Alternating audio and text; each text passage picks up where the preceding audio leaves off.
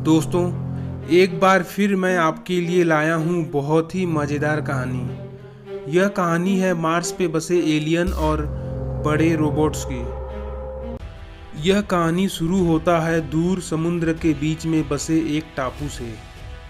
वह एक बहुत ही एडवांस टापू था और वहाँ पर एक खुफिया कंपनी काम किया करती थी।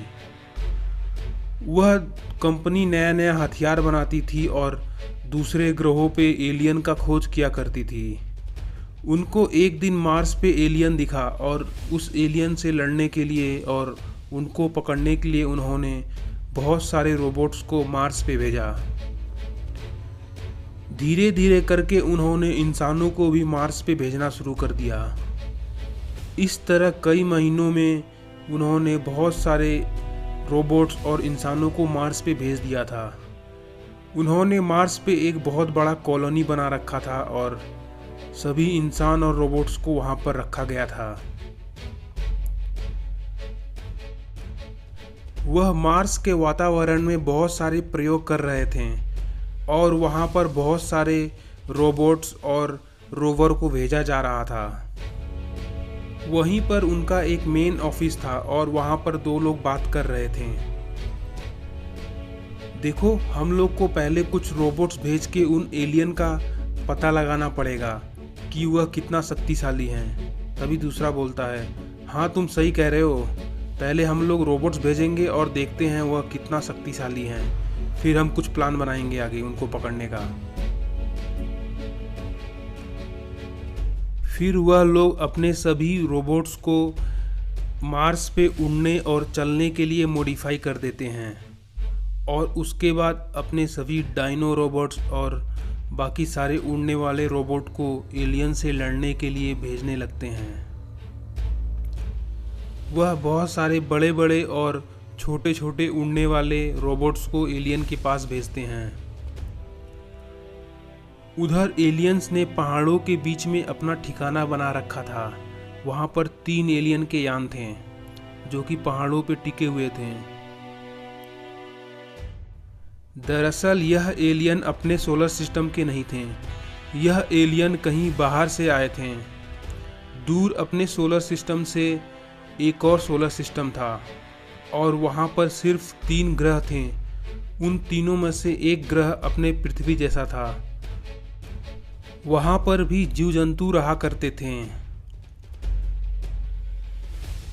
वहाँ पर दरअसल अलग अलग तरह के जीव जंतु रहा करते थे और एलियंस भी रहा करते थे। वहाँ भी पेड़ पौधे थे, लेकिन वह थोड़ा अलग तरीके के थे।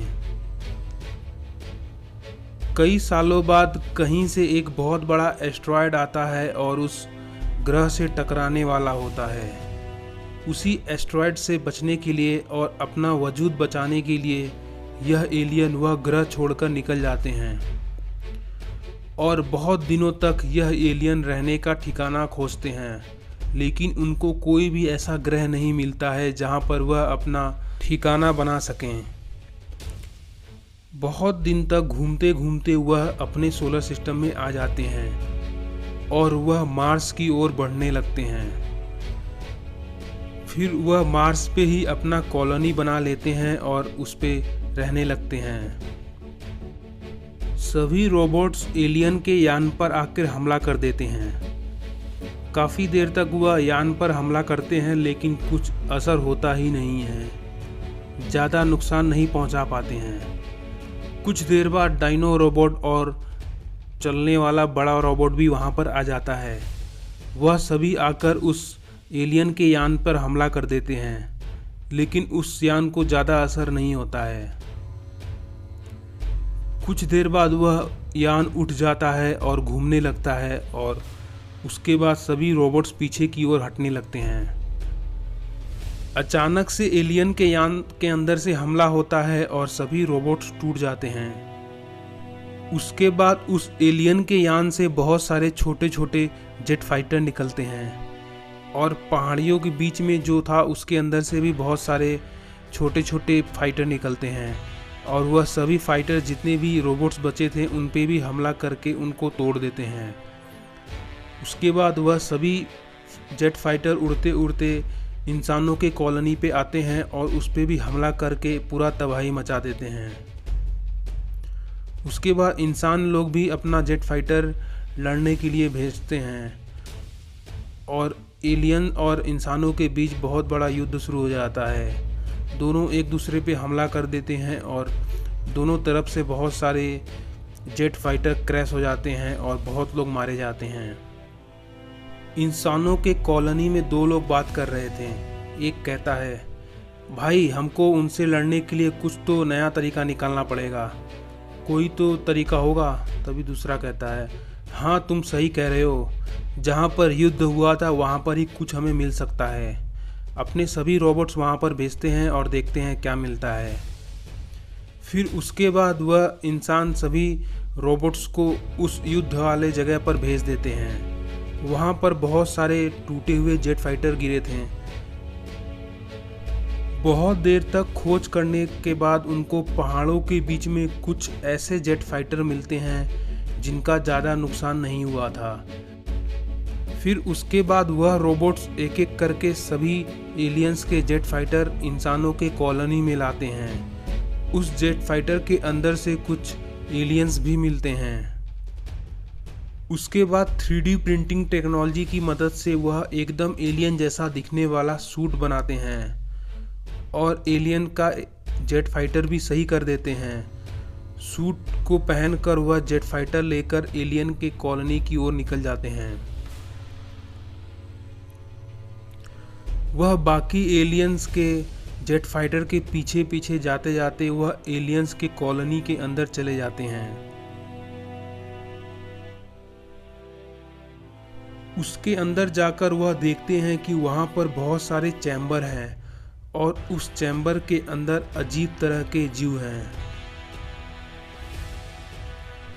दरअसल कई महीनों पहले इन्हीं में से एक जीव किसी तरीके से एलियन के कॉलोनी से बाहर आ जाता है और मार्स पे रेंगते हुए बहुत दूर तक चला जाता है।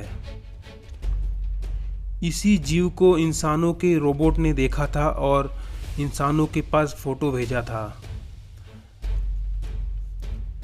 वह जीव इंसानों के रोबोट को तोड़ दिया था और कुछ देर बाद सांस ना लेने के कारण वह मर गया था। उधर एलियन के कॉलोनी में एलियन का सूट पहना हुआ इंसान बोला, भाई मुझे समझ में नहीं आ रहा ये एलियन करना क्या चाहते हैं।